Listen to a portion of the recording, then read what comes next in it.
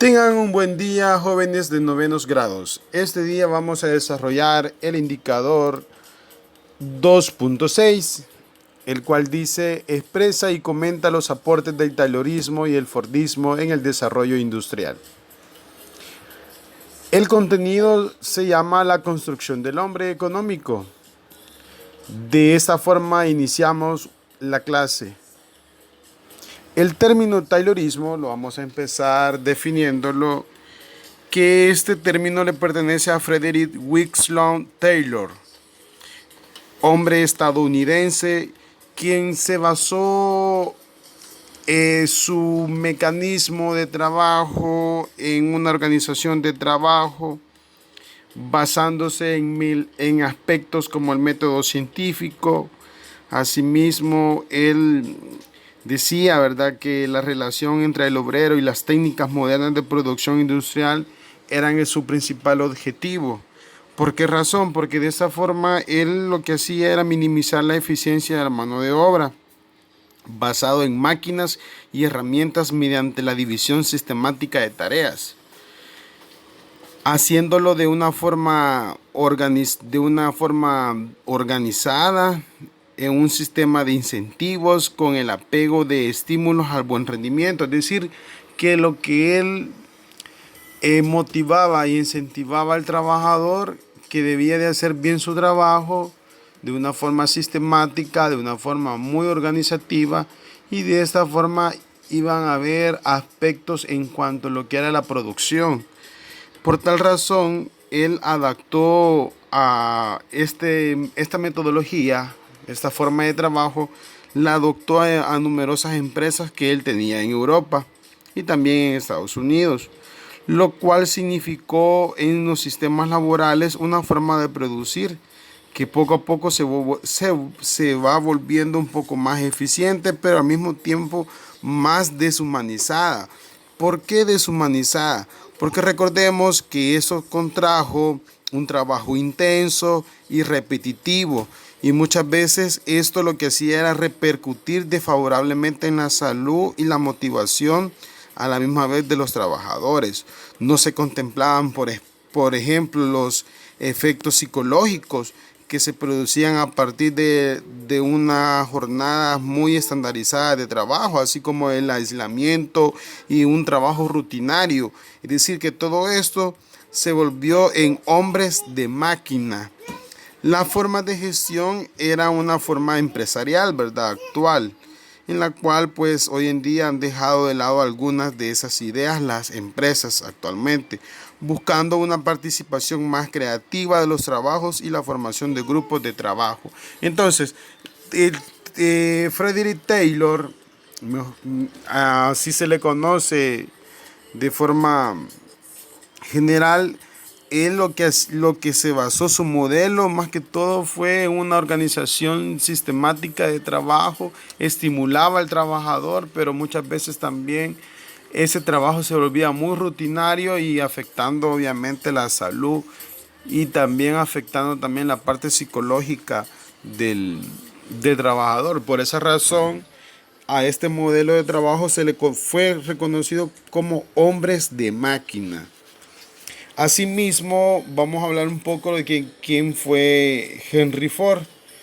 Henry Ford, él prácticamente fue un ingeniero industrial estadounidense, fundador de una de las marcas más famosas en América, el cual es el motor del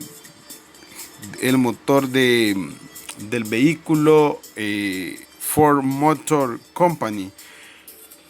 Esta empresa, ¿verdad?, aplicó muchas ideas dadas por Henry Ford.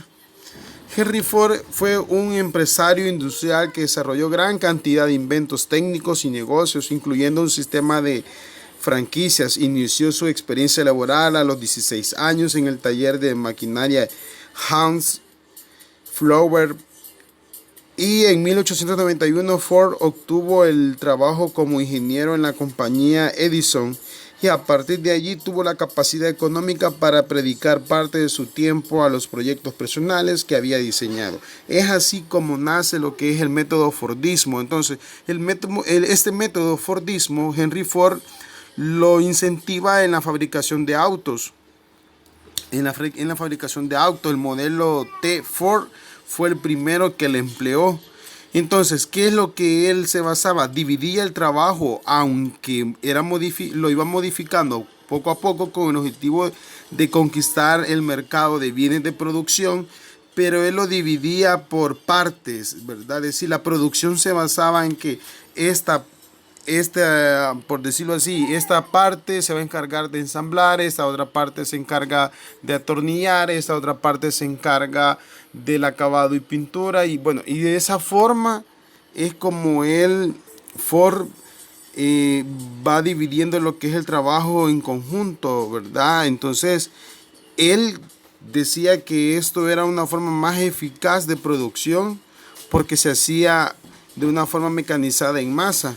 Distintas formas de realización de ese tipo de organización industrial se difundieron en todo el mundo.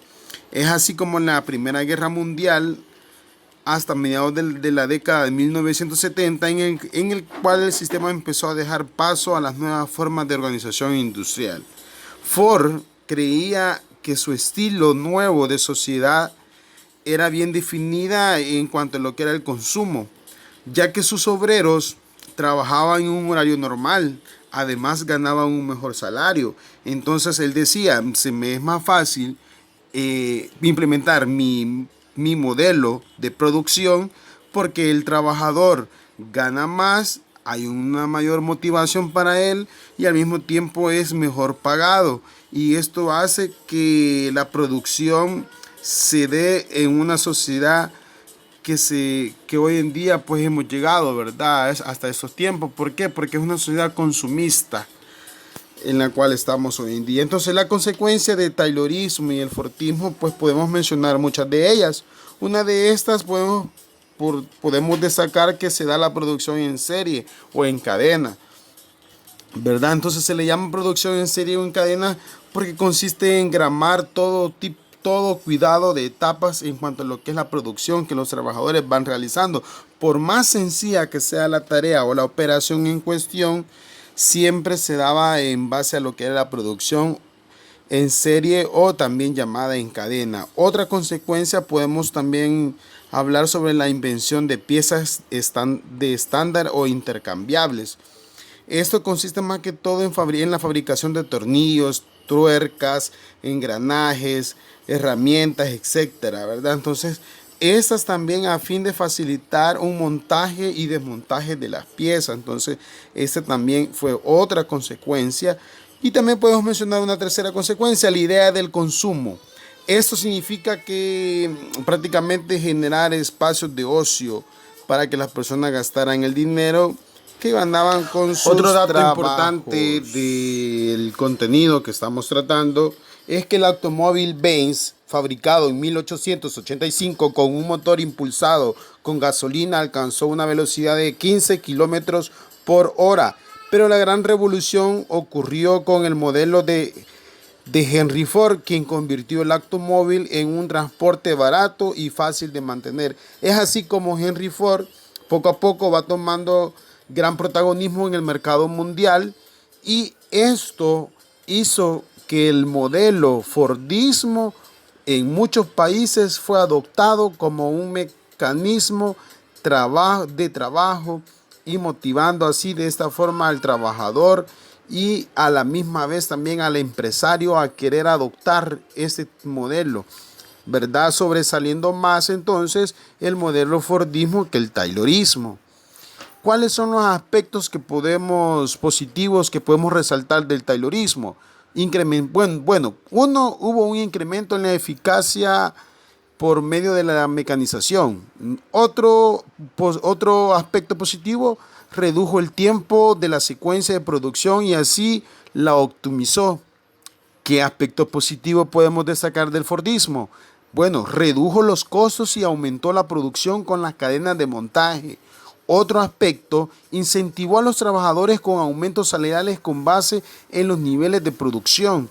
Ahora, acabo de mencionar aspectos tanto positivos de Taylorismo como el Fordismo, pero ¿cuáles fueron los aspectos negativos? Ritmos de trabajos intensos, que afectó muchas veces la salud de los trabajadores, sin flexibilidad también laboral, ni tampoco hubo rotación en los puestos de trabajo.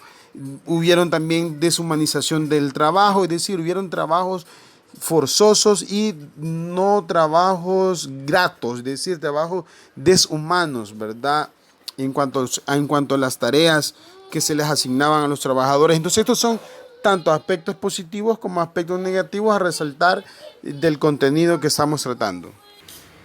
Bien, para manera de ir concluyendo el contenido, solamente finalizo con esto. Taylor le apuesta a la especialización del trabajo, al conocimiento científico, técnico y al tiempo productivo. En cambio, Ford utiliza el obrero especializado con mayor estatus, rompe prácticamente el monopolio del trabajo y excluye el control del tiempo de producción. Y es así, de esa manera, que concluimos ese contenido. Espero realmente que les haya quedado un poco claro mediante esta breve explicación, y a la misma vez, a la hora que usted responda las preguntas, hágalo tomando en cuenta la parte crítica a la hora de comentar los aportes del Taylorismo y el Fordismo al desarrollo industrial. Que tengan un feliz día.